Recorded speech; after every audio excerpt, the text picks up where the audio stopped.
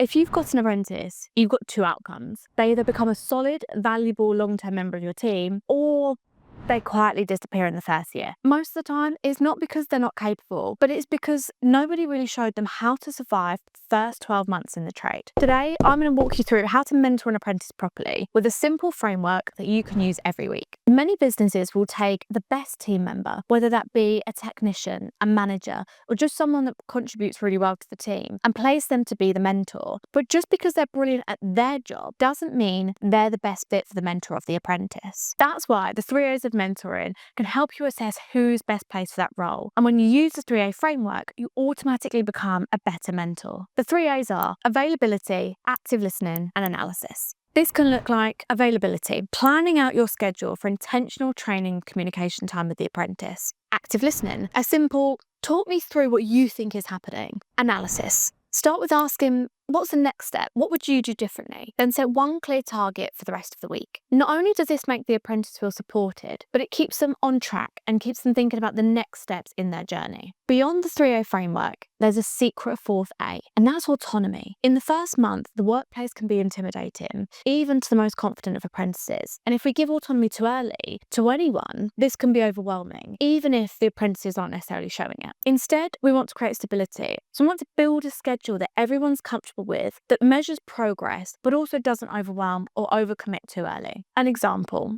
weeks 1 and 2, everything's going to be new. So it's really vital that time is spent shadowing, watching brilliant people at work, and then starting to share some of those very small responsibilities. In weeks 3 to 4, we can start to think about giving the apprentices small but repeatable tasks. At this point, it's really important to start giving them ownership of something, but not doing it in a way that exposes them to too much or overwhelms. So repetition is really valuable. After that, based on the feedback, the conversations, and the review of progress that we've made, we can then start to think about increasing responsibility in small, manageable steps. Just before we get into the next crucial step for not only being a good mentor, but reducing your apprentice dropouts by up to 7 times, I just want to introduce Apprenticeship Central. We're an automotive-focused apprenticeship business that takes the hassle, the headaches, the admin, and the paperwork away from everything apprenticeship-focused. We recruit, retain, and safeguard brilliant young talent so that you can build a pipeline and future-proof your business. If you're an automotive business that's looking for external support, you want to reduce your apprentice dropout rates, or just find brilliant apprentice talent, then click the link in the description to book a discovery call. So the next key piece. Most apprenticeships don't fail because of lack of academic ability with the apprentice. Instead, it's not having the right environment or a lack of confidence in asking the right questions. So you need to be sure that you're teaching the role-specific language first. What might be really obvious to you is something completely new to them, and they might be afraid to challenge you on it. The names of tools, parts, systems, processes, internal frameworks. What you call something on the shop floor and what you always have might be very different to what they've heard or learnt about in college or with their training provider. You have to translate the workplace jargon, who to ask, how to ask, what common phrases actually mean. When you've never been in a work environment before, there's lots of things that feel completely new and alien to you. So it's vital that as employers in the support system, we're explaining those things in a really human way to make sure the apprentice fully understands exactly what they're walking into. The next key point is to make sure that you're advocating for them properly. If they're getting unclear instructions, being bounced between people,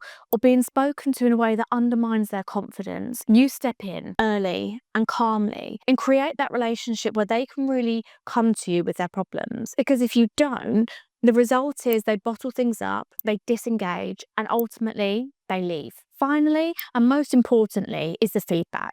Here's the feedback review framework that we use at Apprenticeship Central. And this was set up to identify issues early on, treat them when they're small, so that they don't evolve, they don't grow, and they don't become unmanageable. The idea is to set apprentices up for success and reduce dropouts. Number 1, separate welfare from performance, so apprentices actually tell you what's going on. We do a short one-to-one check-in with just the apprentice, because if there are issues such as friction within the team, communication issues with management, safeguarding or wellbeing concerns, they could confidently talk to us about those. And this gives us context to really understand the apprentice before we go into the review. 2, we then run a joint review that's specific. Where needed, we'll bring in the manager, but we keep things simple. What's going well, what's getting in the way, and what does good look like in the workplace within the next 2 to 4 weeks. We look at examples like job quality, timekeeping, communication, and responsibility on site. 3, we rate the apprentice and we attach actions to owners. Every review leaves with a clear status, red, amber, green, but also an action plan with clear accountability